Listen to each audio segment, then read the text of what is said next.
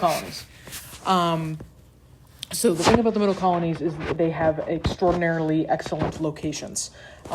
They have great seaports, they have navigable rivers, and they have fertile land, especially Pennsylvania. Pennsylvania's got a lot of really great land for growing subsistence crops, so crops that people use to live off of. First middle colony that we're going to talk about is New Sweden. It's founded by a whole bunch of immigrants from Finland, and it's very, very small and not very important, but it is worth mentioning because that's the origins of Delaware. Next, we've got New Netherland, which will ultimately become New York. New Amsterdam is the capital, which will ultimately become New York City. The Dutch are the ones who found New Netherlands. They're in this for the money. They are in this for trade access. They're not in this for colonization. They don't really care. If you find the time and or wherewithal to Google Dutch Empire in the 1700s or 1800s, you'll find that most of their imperial possessions are coastal. They're interested in the trading and the ports and nothing else. They really don't care for colonization. They're not there to convert people to Christianity. They're just there to make money. The other thing about the Dutch is that they are religiously tolerant, which is a huge thing. You don't see that a lot in the early European colonies in North America. And another thing that's unique is that they buy land from the Indians. They actually offer them something in exchange for, the land that they put New Amsterdam on. So some of the push and pull factors in terms of people motivating people to leave Europe to come to the New World. Here's a pretty stark comparison between the Netherlands and England. In the Netherlands, in Europe, you have religious toleration and there is no religious reason to leave. The other things you have in the Netherlands are a booming economy and very few poor people. As a result, New Netherlands has a small colonial population. Nobody really wants to leave the Netherlands. Everything's pretty cool there, so whatever. That's why New Netherlands, that's why they're kind of happy to let it go, which I'll explain how that happens in a minute.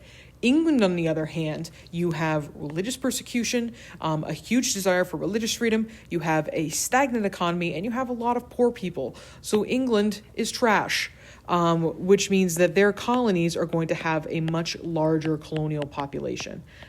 People really want to leave England because it's trash. So the English and the Dutch were extremely intense rivals for global trade. But again, the Dutch's population in New Netherlands is not going anywhere.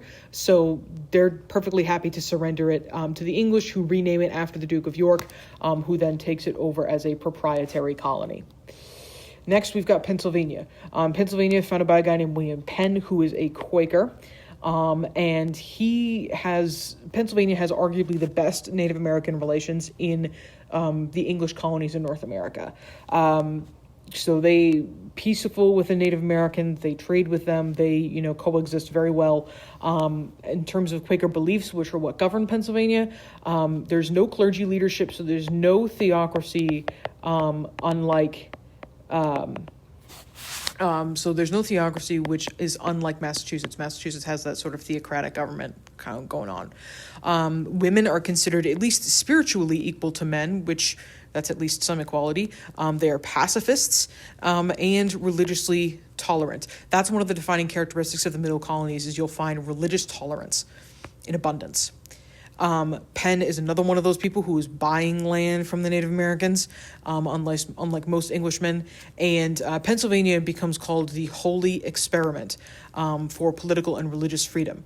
So Pennsylvania has a lot of really great heritage in terms of its foundational documents. Massachusetts has the Mayflower Compact, and Virginia has its own kind of early constitution. But Penn writes one that guarantees fundamental liberties. And that's not something you're going to see again until the Bill of Rights. So that's a big step. And then the tolerant policies means that you end up with a diverse population, which is another defining characteristic of the Middle Colonies, is religious toleration and diverse population. And here's another key point here. The colonists did not try to convert the Indians, which meant you had at least some measure of peace between those two populations in Pennsylvania, which is really, really different from everywhere else.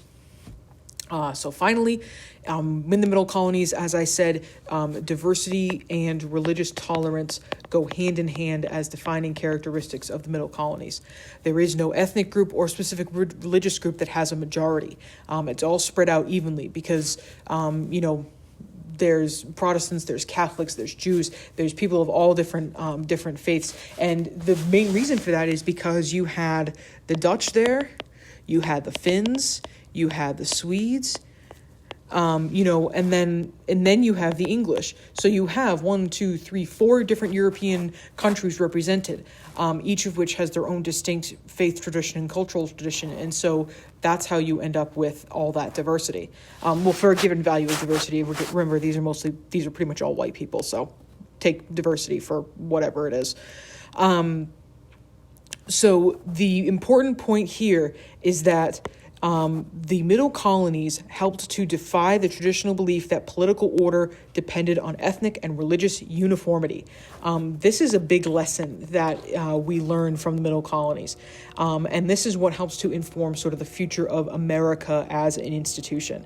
And this is what we call pluralism, meaning more than one ethnic and religious identity. And an early example of how the U.S. later developed into a multicultural society.